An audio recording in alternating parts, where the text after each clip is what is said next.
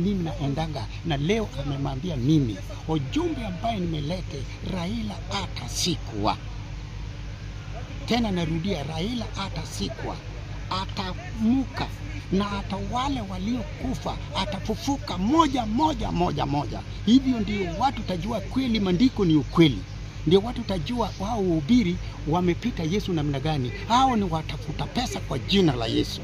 Kwa hivyo nitaongea siku ya Jumapili. Kina nani watafufuka pamoja na Raila? Nimekisasema Raila baba yake na Kudel Tombo ya Urukudio Makasembo, Jomo Kenyatta. Unasikia? Jomo Kenyatta, Moi, Kibaki, JM Kariuki. Watafufuka lini? Jumapili watu taona ile ajabu bado jaonekana. Ndio sababu nimekuja. Ndio watu tajua Yesu ndio Bwana ndio Mungu. Hiyo jumbe yote mimi naleta sio mimi.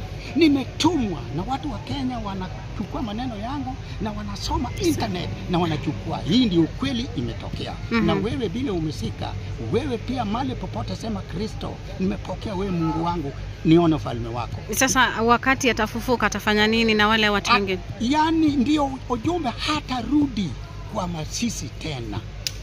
Unasikia? Biblia inasema kuna wengine watafufuka moja ndio nitakuja na ufalme wangu. Hapo hakuna mhubiri inasema, hata mapasta.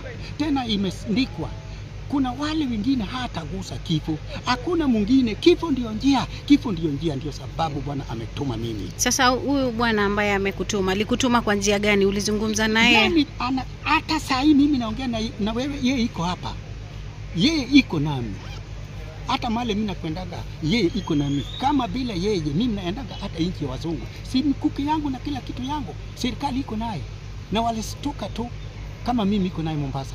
So umeambiwa ya kwamba ukuje ulete huu ujumbe hapa kwa Raila kwamba hatazikwa. Hatazikwa. Hiyo ndio ukweli, atatoka katika nchi ya Afrika. Na tena nina maneno. Baada ya hiyo mimi kusema sahihi.